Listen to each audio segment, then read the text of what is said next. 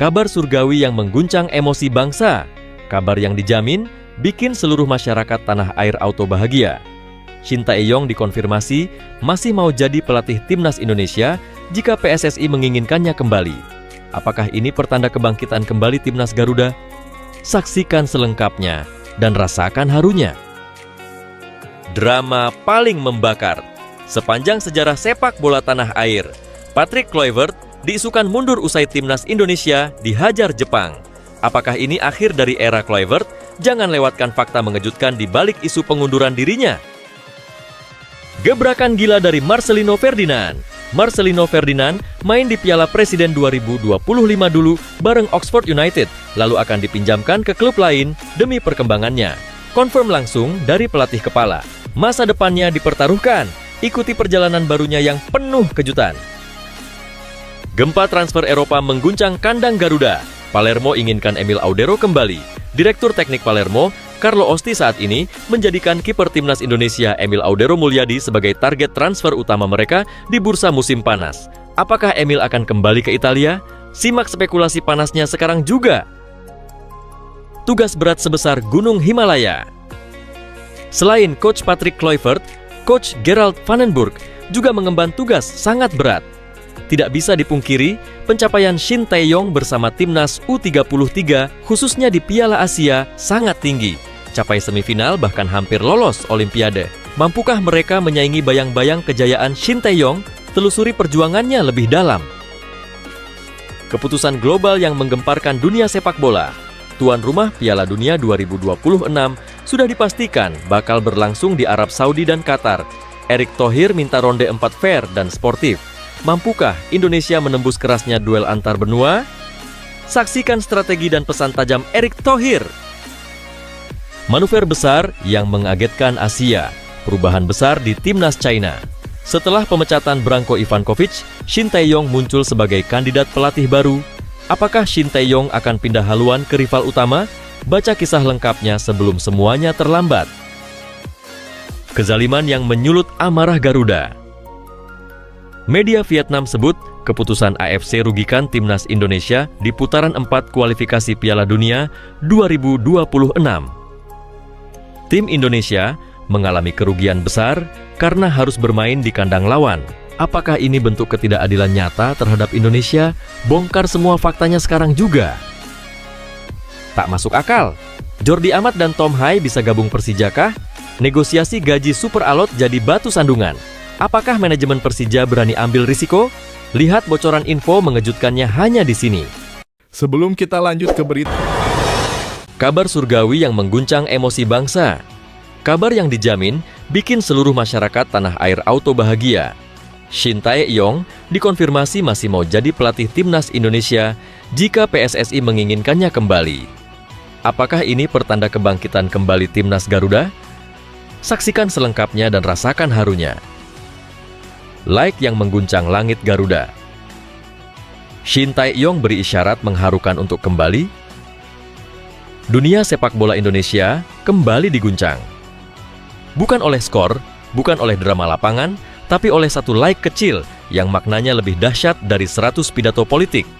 Shin Tae-yong, sang arsitek revolusi timnas Indonesia, tertangkap menyukai sebuah unggahan akun fans timnas di Instagram yang menyuarakan isi hati jutaan pecinta merah putih. Dalam postingan itu tertulis, Shin Tae-yong, banyak tawaran dari negara lain untuk melatih tim nasionalnya, namun Shin Tae-yong selalu menolak dan ia mengatakan, jika Indonesia bersedia saya kembali, dengan senang hati saya akan menerimanya kembali. Tak berhenti di situ, sang pelatih legendaris juga digambarkan mengucapkan, selama melatih timnas Indonesia, paling banyak juga saya mengeluarkan air mata, dan harapannya yang begitu menyayat, semoga Indonesia lolos Piala Dunia 2026. Seketika, fans berseru. Apakah ini sinyal halus yang menjerit keras di tengah kerinduan rakyat? Apakah Shin Tae-yong sedang mengirim pesan lewat semesta digital? Satu sentuhan jempol di media sosial kini menjelma badai harapan. Seolah semesta ikut berbisik, Garuda, bersiaplah. Mungkin pemimpin lamamu sedang mengetuk pintu kembali. Unggahan itu bukan sekadar untaian kata. Itu adalah cermin rasa cinta seorang pelatih yang telah meneteskan keringat, darah, dan air mata di tanah pertiwi Siapa yang bisa melupakan malam penuh air mata saat Indonesia membungkam Vietnam? Siapa yang tak bergetar melihat perjuangan Shin Tae-yong membawa Garuda ke semifinal Asia? Kini, pertanyaannya, akankah PSSI mendengar jerit rindu ini? Akankah mereka merespons sinyal dari pria Korea yang telah menjadi anak kandung sepak bola Indonesia? Pecinta timnas hanya bisa berharap. Tapi satu yang pasti, sebuah like hari ini bisa menjadi sejarah besar esok hari. Karena dalam sepak bola, terkadang harapan terbesar lahir dari isyarat terkecil. Drama paling membakar sepanjang sejarah sepak bola tanah air. Patrick Kluivert diisukan mundur usai timnas Indonesia dihajar Jepang. Apakah ini akhir dari era Kluivert? Jangan lewatkan fakta mengejutkan di balik isu pengunduran dirinya. Isu mengenai pengunduran diri Patrick Kluivert mencuat setelah timnas Indonesia menelan kekalahan telak 0-6 dari Jepang dalam laga terakhir Grup C putaran ketiga, kualifikasi Piala Dunia 2026. Sebuah unggahan di media sosial menyebarkan klaim bahwa Kluivert merasa tidak mampu mengangkat timnas Indonesia ke level berikutnya dan memutuskan untuk mundur dari jabatannya sebagai pelatih kepala. Kabar tersebut sontak memicu reaksi dari pecinta sepak bola nasional yang masih menyimpan harapan pada sosok pelatih asal Belanda itu. Namun setelah ditelusuri lebih lanjut, tidak ditemukan pernyataan resmi baik dari Patrick Kluivert maupun pihak Federasi Sepak Bola yang membenarkan kabar tersebut. Justru, dalam sesi konferensi pers pasca laga, Kluivert hadir dan memberikan komentarnya terkait kekalahan tersebut. Ia mengakui Jepang bermain sangat baik dan menyebut timnya sempat mampu tampil cukup baik di awal pertandingan, meski pada akhirnya gagal mengimbangi intensitas permainan lawan. Pelatih berusia 48 tahun itu menilai kekalahan ini sebagai bahan evaluasi penting untuk memperkuat timnas Indonesia jelang ronde keempat kualifikasi. Sejauh ini, Kluivert masih berstatus sebagai pelatih resmi timnas Indonesia dan disebut masih memiliki kontrak aktif hingga 2027 dengan opsi perpanjangan 2 tahun. Tidak ada indikasi bahwa ia akan mengundurkan diri dalam waktu dekat dan kabar yang beredar luas tersebut terbukti tidak didukung oleh fakta yang valid. Kluivert sendiri disebut tetap berkomitmen melanjutkan proyek jangka panjang bersama skuad Garuda demi membawa Indonesia menuju level yang lebih tinggi di pentas internasional. Dengan demikian, isu pengunduran diri Patrick Kluivert pasca kekalahan dari Jepang merupakan informasi yang tidak berdasar. Hingga saat ini, ia tetap berada di kursi pelatih timnas Indonesia dan fokus mempersiapkan tim untuk tantangan besar berikutnya di babak keempat kualifikasi Piala Dunia 2026. Marcelino Ferdinand dipastikan akan tampil bersama Oxford United pada gelaran pramusim Piala Presiden 2025 di Indonesia, setelah pelatih Gary Rowett mengonfirmasi keikutsertaan tim asal Inggris tersebut. Konfirmasi ini sekaligus menunjukkan bahwa Marcelino akan mendapatkan kesempatan bermain lebih banyak dan diperkirakan akan dipinjamkan ke klub lain setelah turnamen tersebut agar ia bisa terus mengembangkan kariernya.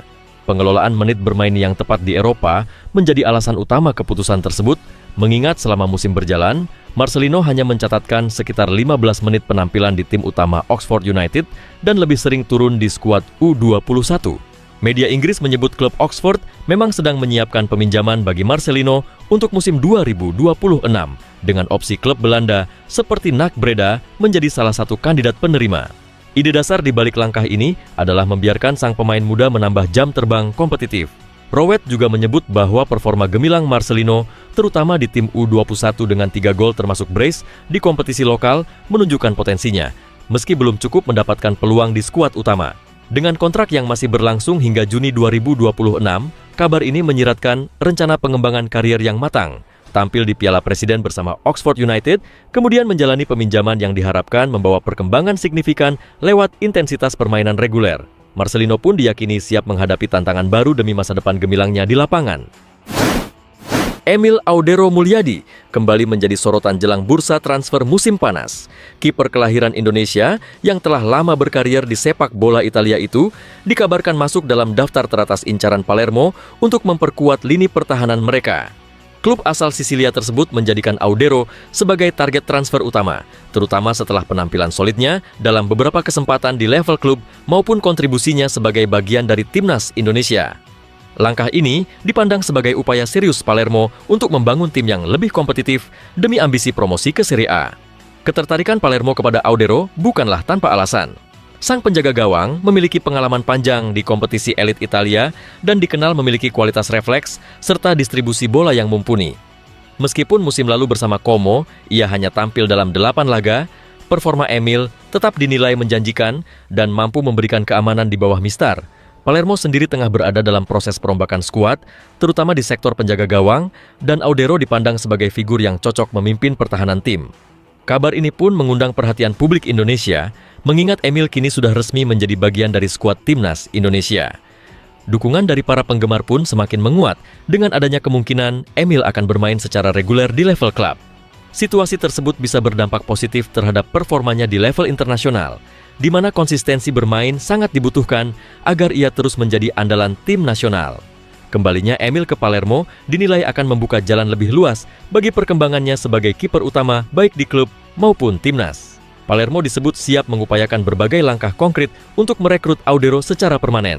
Meskipun awalnya hanya dipinjam dari klub sebelumnya, pihak manajemen sudah merancang skema pembelian penuh apabila syarat-syarat dalam perjanjian bisa dipenuhi, terutama jika Palermo berhasil memenuhi target promosi musim depan.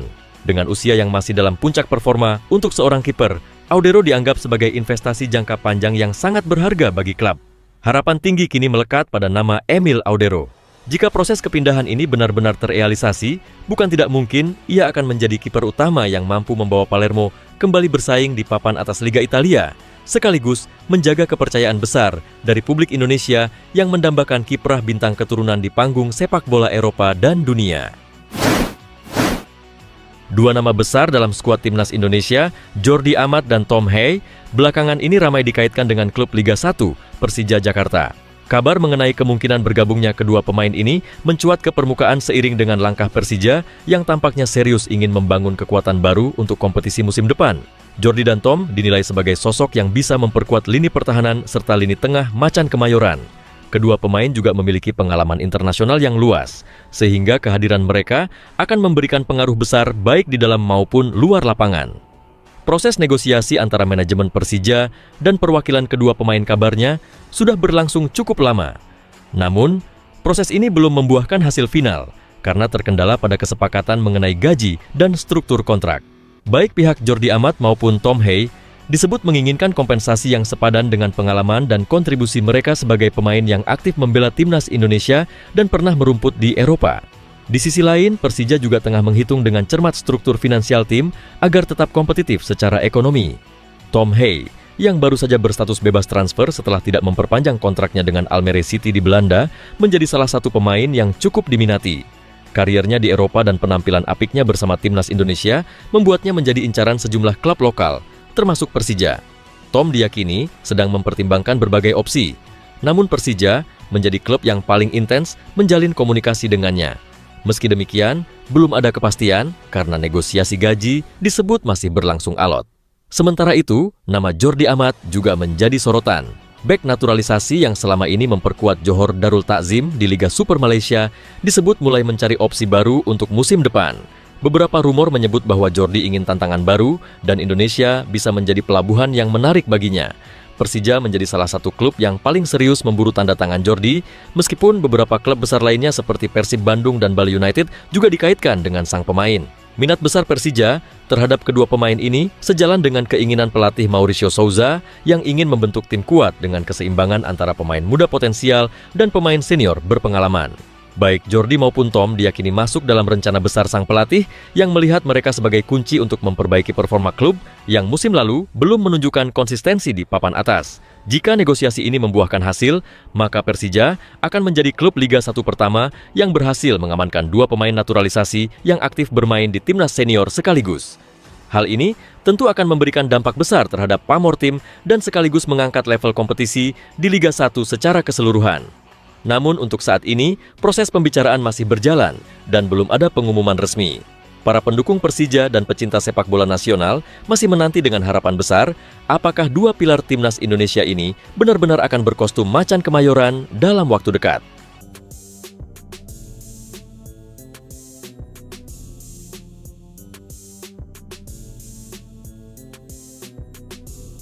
Shin Tae-yong bukan hanya pelatih biasa bagi publik sepak bola Indonesia. Sejak kedatangannya, ia langsung menghadirkan aura baru yang berbeda, membangkitkan harapan lama yang hampir padam.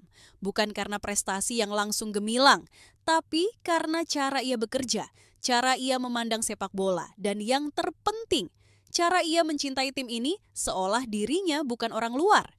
Inilah yang membuatnya sangat dicintai oleh supporter Timnas Indonesia, dari Sabang sampai Merauke. Di awal masa jabatannya, supporter belum benar-benar mengenalnya. Banyak yang skeptis, bahkan ada yang mencibir. Namun perlahan, sikap profesional, kerja keras dan keberaniannya memberi kepercayaan kepada pemain muda membuatnya mulai dipandang berbeda. Ia tidak memilih jalur instan seperti pelatih-pelatih sebelumnya yang hanya mengandalkan pemain berpengalaman tanpa visi jangka panjang. Ia justru memanggil talenta muda dari Liga 1, Liga 2, bahkan dari luar negeri, lalu menaruh harapan besar di pundak mereka. Ia tidak peduli jika keputusan itu dicibir, karena ia tahu ini semua demi masa depan Garuda. Supporter pun mulai merasakan perbedaan. Mereka menyaksikan bagaimana ST berdiri dengan ekspresi penuh semangat di pinggir lapangan, berteriak, menunjuk, dan mengatur. Ia bukan pelatih yang hanya diam dan pasrah, tetapi selalu menunjukkan bahwa ia ada di sana untuk bertarung bersama pemain. Di era STY, stadion tidak pernah sepi. Dukungan datang tak hanya dari Jakarta atau Surabaya, tapi dari seluruh Indonesia. Sosok STY semakin mendapatkan tempat di hati publik saat ia mulai menunjukkan karakter pribadinya yang rendah hati dan lugas. Ia tidak segan meminta maaf jika tim tampil buruk. Ia tidak menyalahkan pemain secara publik. Ia tidak mencari alasan atau mengkambing hitamkan wasit atau kondisi cuaca. Ia pelatih yang tahu kapan harus bicara dan kapan harus menunduk serta merenungi kekalahan. Sifat ini begitu langka dan dihargai oleh supporter Indonesia yang selama ini lelah dengan pelatih yang arogan atau terlalu diplomatis. Di media sosial, ST menjadi tokoh yang sangat dihormati. Banyak akun supporter membuat ilustrasi wajahnya dengan kutipan inspiratif. Ada yang menyamakan dia dengan legenda. Ada pula yang secara terbuka menyatakan bahwa STY adalah pelatih terbaik dalam sejarah Timnas. Bahkan, tak sedikit yang berharap STY mau menjadi warga negara Indonesia karena begitu cintanya mereka padanya. Di kolom komentar setiap unggahan Timnas, nama STY sering muncul bersama pujian dan doa agar ia diberi umur panjang dan terus membangun tim ini. Momen saat ia menangis setelah membawa Timnas U23 ke semifinal Piala Asia menjadi salah satu titik paling emosional dalam hubungan antara STY dan para pendukung. Tangisnya bukan tangis kekalahan, tapi tangis haru karena perjuangan anak-anak Garuda akhirnya mendapat pengakuan. Ia tidak hanya menang sebagai pelatih, tapi juga menang secara hati. Supporter menangis bersamanya. Stadion senyap dalam haru dan momen itu menjadi simbol bahwa STY bukan hanya sedang membangun tim, tetapi juga membangun ikatan jiwa antara pemain, pelatih, dan rakyat. Hubungan STY dengan para pemain juga menjadi alasan mengapa publik begitu mencintainya.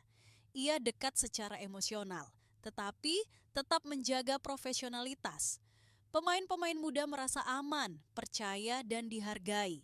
Ia mendengar keluh kesah mereka, membimbing, bahkan mengajak bicara secara personal jika ada masalah. Ia tidak hanya menjadi pelatih, tapi mentor. Ia tahu bagaimana membuat pemain merasa penting dalam skuad, tanpa menjanjikan posisi utama. Ia juga tahu bagaimana membentuk mental juang pemain agar siap bertarung habis-habisan demi lambang Garuda di dada. Beberapa momen memperlihatkan betapa ia punya hubungan emosional dengan bangsa ini. Ia belajar bahasa Indonesia perlahan, mengucapkan kata-kata sederhana di depan media, dan berusaha memahami kultur lokal. Ia suka makan makanan Indonesia, bahkan bercanda soal pedasnya sambal atau uniknya jajanan pasar. Ia tidak menjaga jarak, ia justru mendekat dan masyarakat merasakan kehangatan itu. Ia bukan pelatih asing yang datang hanya untuk uang, tapi seseorang yang benar-benar ingin meninggalkan warisan. Supporter juga menyukai bagaimana ia selalu konsisten dalam menyuarakan perlunya sistem pembinaan usia muda yang berkelanjutan. Ia sering mengkritik dengan cara halus agar federasi membangun akademi yang lebih serius. Ia bicara tentang pentingnya pertandingan internasional sejak usia muda, tentang pentingnya kompetisi yang konsisten dan terukur. Supporter tahu bahwa STW bukan hanya memikirkan laga esok hari, tapi juga memikirkan anak-anak yang kini masih bermain bola di lapangan tanah demi mimpi membela Indonesia. Setiap kali nama STW disebut, publik tahu ini bukan hanya tentang seorang pelatih. Ini tentang pemimpin, panutan, dan harapan. Dalam setiap konferensi pers, saat ia bicara dengan nada tegas tapi penuh harapan, orang-orang mendengarnya. Suaranya mewakili kerinduan banyak orang akan timnas yang disiplin, fokus, dan punya arah. STW menjadi figur yang supporter percaya bisa mengubah wajah sepak bola nasional meski jalan yang ia tempuh penuh batu dan duri. Kecintaan itu makin dalam ketika publik menyaksikan bagaimana STW bertahan dalam tekanan. Meski ia sempat ingin mundur karena gangguan dari luar, termasuk pengaruh politis, ia tetap bertahan. Ia memilih menelan semuanya dan tetap berdiri. Ia tahu pekerjaannya bukan hanya melatih sepak bola, tapi juga menghadapi kekacauan struktural. Tapi ia tidak lari. Ia tetap di situ, membela pemainnya, membela masa depan sepak bola Indonesia. Di mata supporter, itu bukti bahwa cintanya pada timnas melebihi sekadar profesi. Nama STW selalu dielu-elukan di stadion. Chants tentang dirinya sering terdengar dari tribun. Kaos bergambar wajahnya dijual dan dikenakan dengan bangga. Ia jadi simbol perlawanan terhadap keterpurukan. Ketika ia maju ke pinggir lapangan dan memberi instruksi, seluruh penonton berdiri. Ketika ia memeluk pemain yang menangis karena kalah, publik juga ikut merasa dipeluk. Ketika ia tersenyum di akhir laga, seluruh negeri merasa ikut menang. Dan dalam banyak hal, kecintaan ini bukan karena ST sempurna. Ia juga pernah salah taktik, pernah membuat keputusan yang kurang tepat. Tapi yang membedakannya dari pelatih lain adalah ia selalu belajar. Ia tidak menyalahkan. Ia memperbaiki. Ia menatap mata pemainnya dan berkata bahwa besok kita akan coba lagi. Dan dalam proses itulah kecintaan tumbuh. Karena rakyat Indonesia paham, perubahan besar butuh proses dan STY adalah orang yang paling bersedia melalui proses itu bersama kita semua. Kini, setiap orang yang mencintai timnas berharap STY tetap menjadi nahkoda. Mereka tidak ingin melihat proyek ini berhenti di tengah jalan. Mereka ingin melihat STY membawa Garuda terbang lebih tinggi, bahkan kalau bisa sampai ke Piala Dunia. Karena bagi mereka, STY bukan sekadar pelatih. Ia adalah harapan yang berjalan, semangat yang hidup, dan cinta yang membara untuk merah putih. Cinta dari supporter timnas Indonesia kepada Shin Tae-yong bukanlah sesuatu yang dibangun dalam sehari. Ia tumbuh dari keringat, air mata, dan ketulusan yang nyata di atas lapangan. Setiap kali ST menepuk pundak pemain mudanya, memberikan instruksi dengan bahasa campuran Indonesia, Inggris, dan gerakan tubuh yang penuh semangat, supporter tahu bahwa yang mereka lihat bukanlah akting. Itu adalah semangat tulus dari seseorang yang benar-benar ingin melihat sepak bola Indonesia bangkit. Ada banyak pelatih asing yang pernah datang dan pergi. Beberapa punya rekam jejak bagus, tapi gagal menyatu dengan kultur Indonesia. Yang lain bahkan hanya bertahan sebentar karena tidak tahan dengan tekanan. Namun STY berbeda. Ia tahu Indonesia adalah tempat yang kompleks, penuh paradoks dan tantangan.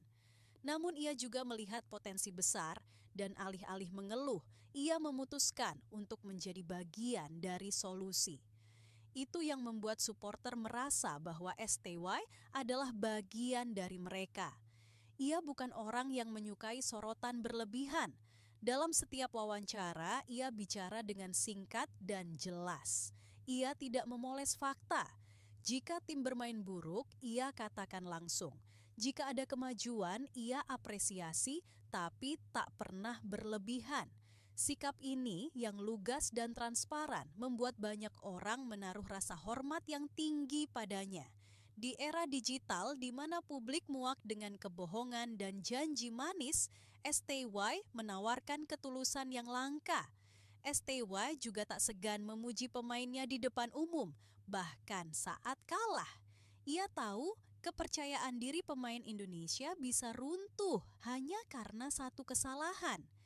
Karena itu, ia hadir sebagai penyeimbang. Ia tahu kapan harus keras dan kapan harus menjadi pelindung. Ia tak sungkan berdiri di depan wartawan untuk membela pemain yang dihujat. Ia membawa prinsip, pelatih adalah tameng terakhir. Ini membuat para pemain merasa aman. Dan jika pemain merasa aman, mereka bisa memberikan performa terbaik di lapangan. Di balik layar, STY dikenal sebagai pribadi yang sangat disiplin. Ia mengatur pola makan pemain, jam tidur, hingga sesi latihan dengan detail. Ia tidak main-main dalam urusan kebugaran. Ia percaya fisik adalah fondasi utama. Ia ingin pemain Indonesia bisa supporter yang melihat perubahan fisik timnas pun menyadari inilah efek kerja STY. Tidak ada lagi pemain yang terlihat kelelahan di menit 60. Semua karena tangan dingin sang pelatih. Ketika PSSI berganti kepemimpinan, banyak yang khawatir STY akan tersingkir. Tapi justru supporter bersatu membela keberadaannya. Kampanye media sosial, petisi online, dan dukungan terbuka mengalir dari berbagai penjuru. Semua itu membuktikan satu hal, STA telah menempatkan dirinya sebagai bagian dari mimpi kolektif bangsa ini. Bukan hanya sebagai pelatih, tapi simbol perjuangan dan konsistensi di tengah kekacauan sistemik yang telah berlangsung lama. Saat Timnas Indonesia mengalahkan Vietnam untuk pertama kalinya dalam waktu lama, STY dielu-elukan. Saat tim bisa menahan imbang tim-tim kuat Asia, namanya dielantangkan dari tribun. Bahkan saat kalah dari Jepang atau Australia, ia tetap dipuji karena memperlihatkan perlawanan yang gigih dan struktur permainan yang mulai matang. Supporter paham membangun tim tidak cukup dengan satu atau dua laga. Mereka melihat progres dan di tangan ST progres itu nyata. Media pun tak luput dari pesona STY. Meski ia bukan pelatih yang gemar tampil di layar kaca, banyak jurnalis menyatakan bahwa STY adalah salah satu sosok paling profesional yang pernah mereka wawancarai. Ia tidak bermain kata-kata. Ia tidak pernah menyudutkan media, bahkan saat dikritik. Ia bicara seperlunya, namun selalu tepat sasaran. Ketegasannya dalam menjawab menjadi ciri khas yang dihormati. Ia tidak banyak basa-basi karena ia tahu waktu dan fokusnya lebih baik diberikan untuk latihan dan strategi. Keluarga STY yang tinggal jauh di Korea pun sesekali muncul dalam narasi publik. Saat STY mengatakan bahwa ia merindukan keluarganya, tetapi tetap bertahan di Indonesia demi tanggung jawabnya, banyak hati yang tersentuh. Ia memilih jauh dari istri dan anak-anaknya demi membangun timnas. Pengorbanan ini mempertebal simpati publik. Mereka melihatnya sebagai pribadi yang setia pada janji. Dan di negeri ini, kesetiaan adalah nilai yang sangat dijunjung. Nama STY bahkan dijadikan nama anak oleh beberapa orang tua supporter. Ada yang menamai anak mereka Taeyong sebagai bentuk penghormatan. Sebuah kebanggaan jika kelak anak itu tumbuh besar dan mengetahui bahwa namanya diambil dari pelatih yang berjasa bagi kebangkitan timnas. STY telah menjadi bagian dari sejarah keluarga banyak orang, bukan hanya sejarah sepak bola nasional. Ia tahu bahwa Indonesia belum sempurna. Ia tahu sistem liga masih carut-marut. Ia tahu ada intervensi dan tekanan. Tapi ia tidak mundur. Ia berdiri tegak, menantang semua itu dengan kerja nyata. Di saat banyak orang memilih pergi atau menyerah, ia justru menggulung lengan baju dan berkata, "Ayo kita mulai dari sini." Kalimat sederhana itu ketika diucapkan dari orang seberang lautan, terasa seperti pelukan hangat bagi bangsa yang terlalu lama kecewa. Hari-hari ke depan akan tetap sulit. Akan ada pertandingan besar, tekanan politik, cedera pemain, dan perdebatan tak berkesudahan di media sosial. Tapi selama STW masih di garis pinggir, berdiri dengan clipboard dan topi hitamnya, supporter tahu mereka punya alasan untuk percaya. Garuda belum mati. Ia sedang belajar terbang lebih tinggi. Dan di balik sayapnya berdiri seorang pria Korea yang hati dan darahnya kini telah menyatu dengan merah putih. Shin Tae-yong bukan hanya seorang pelatih asing yang datang dan mencoba peruntungan di negeri orang. Ia adalah simbol harapan baru bagi sepak bola Indonesia yang selama bertahun-tahun terjebak dalam labirin kegagalan. Sejak pertama kali menginjakkan kaki di tanah air, sorot matanya mencerminkan satu hal, keseriusan. Ia bukan datang untuk main-main dan rakyat Indonesia perlahan bisa merasakannya. Berbeda dengan pelatih asing sebelumnya yang kadang datang dengan tuntutan tinggi atau gengsi besar, Shin Tae-yong memilih untuk turun langsung ke lapangan, melihat dari dekat realita yang dihadapi pemain-pemain lokal. Ia datang bukan hanya dengan CV mewah sebagai mantan pelatih Korea Selatan di Piala Dunia, tapi juga membawa kerendahan hati yang luar biasa. Ia melihat Indonesia dengan mata jernih, bukan sebagai negara yang tertinggal dalam sepak bola, melainkan sebagai tanah yang subur namun belum terolah dengan baik. Langkah pertamanya bukanlah menuntut fasilitas mewah, melainkan mengevaluasi kondisi fisik pemain. Ia kaget melihat rendahnya standar kebugaran. Ia heran melihat pemain yang sudah kehabisan nafas sebelum babak kedua dimulai. Tapi ia tidak menertawakan atau menyalahkan. Ia justru mulai membangun dari titik itu. Ia ubah pola makan pemain, ia tanamkan kebiasaan latihan keras, ia latih stamina dan daya tahan tubuh. Perlahan tapi pasti, pemain Indonesia mulai berubah dan publik pun menyadari bahwa ini adalah efek STI. Para supporter mulai memberikan atensi khusus padanya. Mereka melihat seorang pelatih yang berani, tegas, dan tidak takut berbicara jujur di hadapan media. Ia tidak menutup-nutupi kekurangan timnya, tapi GR yang di sebelahnya yang hijau bukan yang dengan pesawatnya bukan itu loh ya, iya yang di itu yang di tujuan itu